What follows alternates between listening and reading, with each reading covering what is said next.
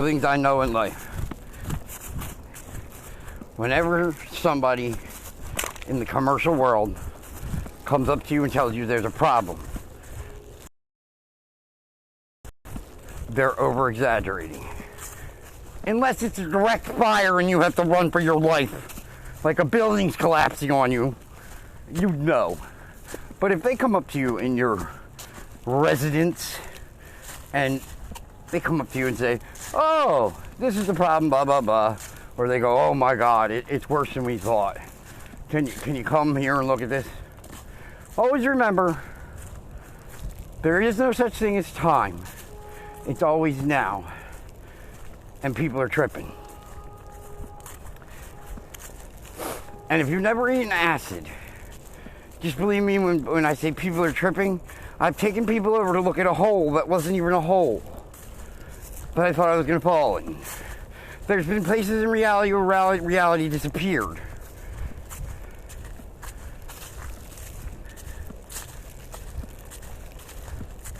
Everything shadows here. And remember, you can always drop back 5 and punt. 4th and long, drop back 5 and punt. We could catch it. You don't know. And you can always do drop back 5 and punt, convert to 2. Convert it to 2! If you play sports. I don't like sports at all, but they do have a good grasp on the pressure of life. You can always drop back 5 and punt. Gives you time to reiterate the situation. You get your special teams out there. Get your special thoughts involved in it. And never take anything for anybody, especially if they're like a subcontractor. Why aren't you the contractor?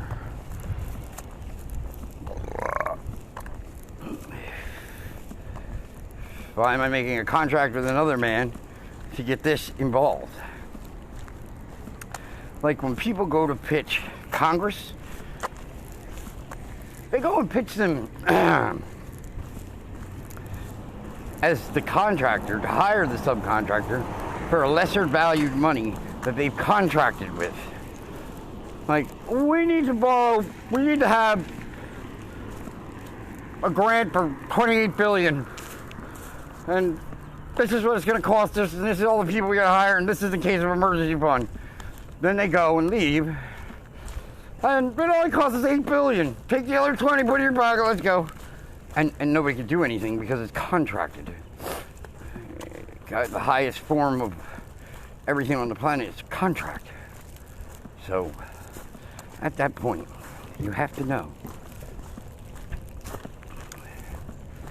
Don't fall into the spot of, oh my God, it's the end of everything, and I have to rush right into it.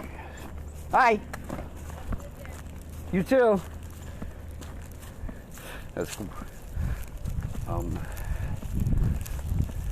Always make sure you get clarity in your thoughts. Check at least 3 other spots.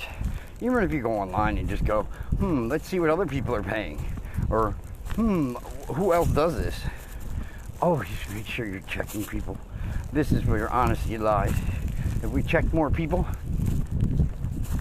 more things would be honest. That's for damn sure.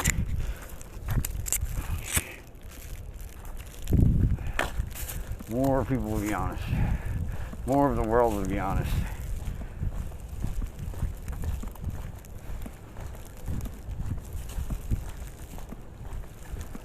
It's just weird. I look at my parents and all the things they did in life, and they always, unless they were physically out getting something, anybody ever told them they went, okay, and then regretted it.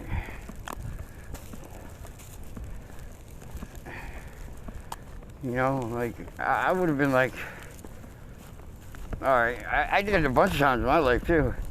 The urgency of opposition makes you feel like pressure to be in the narrative, correctly screened into the play.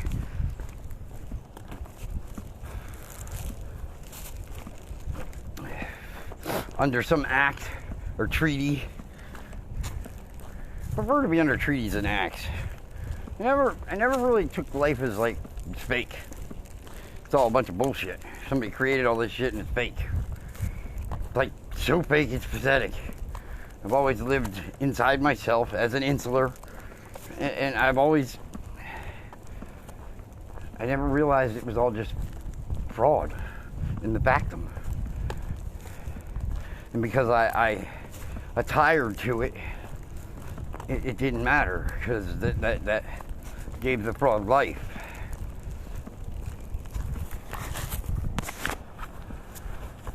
I don't like fraud. Like I was never acting. Well, I can't say I was never acting, but I was never acting when it came to something. And urgency sells things. Like when I subcontracted, we did a lot of, as a contractor and subcontractor, we did a lot of residential work. It's ridiculous how much, dude, like Empire, they want cash up front. Anything you do there, they want cash up front.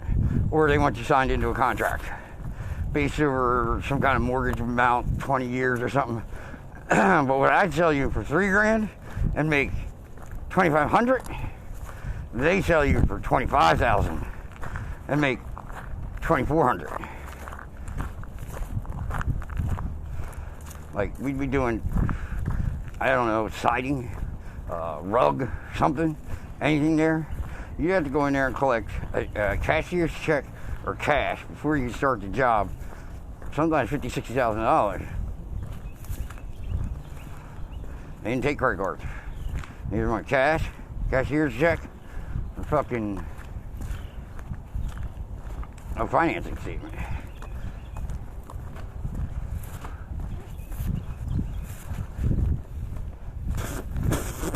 You have no idea how many people came out with cash. Here's $60,000. Like, dude, I don't want $60,000 sitting here all day while I work on your house. Who the fuck wants that? Then you get a safe fold down in your truck. It's like, fuck this. Do you realize I had to charge you $10,000 to do this whole job? And I only made like $4,000, but I had 5 guys to pay. I had supplies to get. The business itself probably would make 2. You know what I'm saying? Like, they're making that kind of money and selling your security because they all had numbers on them. And they were all going to the securities exchange. They had a CFO. They were a major market hitter.